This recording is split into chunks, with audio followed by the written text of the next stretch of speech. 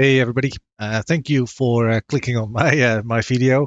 I wanted to take a couple of minutes just to share a cheaper version of the Cerberus that I use for Tier 6. Um, my own fit is very expensive, around 15 billion.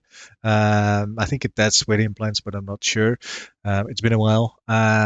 Which is a lot of ISK, right, for a lot of people to attain or willing to spend or want to risk, right, in the abyss without potentially a lot of knowledge of how to run things basically. So I've created this new fit together with some folks in the Abyssal Lurkers Discord. I'll create a link or set the link down in the video as well. Very good crowd if you want to bounce ideas around or have questions, basically. Um, this new fit is around 4.2 billion, and that includes the implants. So it's a lot cheaper, right, compared to my fit, and it will definitely run all of the spawns that you can encounter, similar to my more expensive fit. The main difference is my my fit is a little bit more, even more stable. Let's put it that way. Even less risk, and does more DPS, so it runs them quicker. But this setup will definitely allow you to run all of the spawns for as far as I've seen and tested, and I'll show some clips towards the end of the video, basically. Um, in a nutshell, implants, you've got the low-grade Hydras together with some +3s there to help you with damage and applying damage. You've got the boosters. The biggest change here is that you go from the synth to standard blue and standard crash, and you add a pyrolentia for DPS, because obviously this setup will have less DPS, right? From a fitting perspective, it's definitely different than what I have, or had, I should say, because my new setup is more aimed towards this as well now.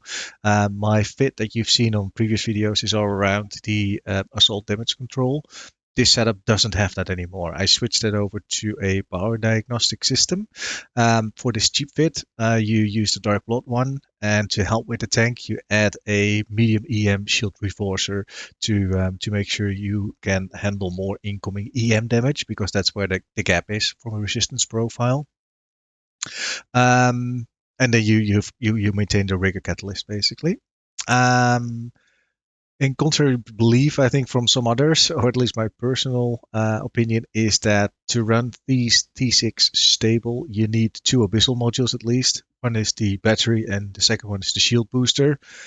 Simply because you've got some very heavy neuting spawns where the dead space modules will not be sufficient. I'm pretty sure of that. So, or I've experienced it in the past myself as well. So I would recommend upgrading these to the Abyssal ones, at least with the stats that you can see on the screen, versus just running all dead space. I think there are spawns that you can encounter where the dead space modules will not be enough and you will die. So there is a chance that you will die. Doesn't mean it happens instantly, but you can encounter that one spawn that takes your ship away, basically.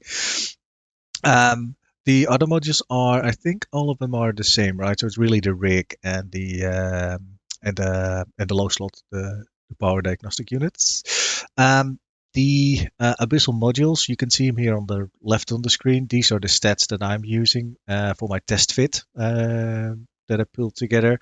Try to get very close to this, right? And I'll show Pyva or the Pyva settings and data in a minute as well. But get close to what you can see on the screen, because you now have that power diagnostic system. You have more fitting room. So what you can do is with less expensive modules, you can still achieve a very good cap and tank, basically.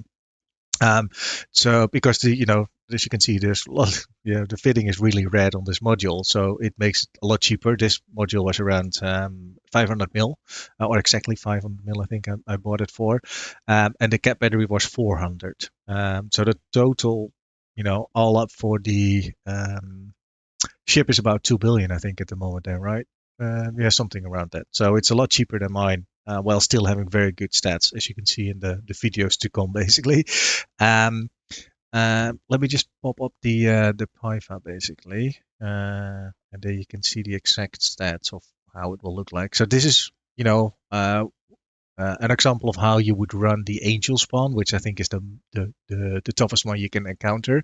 What you would do there is you would deactivate your afterburner, you would heat your hardener, and you heat the shield booster if and when required, basically. However, if you don't do that, if you look at the stats here, right, this is 69% stable, which means you can tank, for so far as I've experienced and seen, all of the angel spawns, even the heavy cruiser ones, and it will not nuke you out. So that's really good. They shouldn't even nuke you out if you overheat, so increase the cycle time, right? Or decrease, I guess, the cycle time of your shield booster, making it consume more cap, right? So this should be more than enough to keep going basically while you take the DPS off the floor.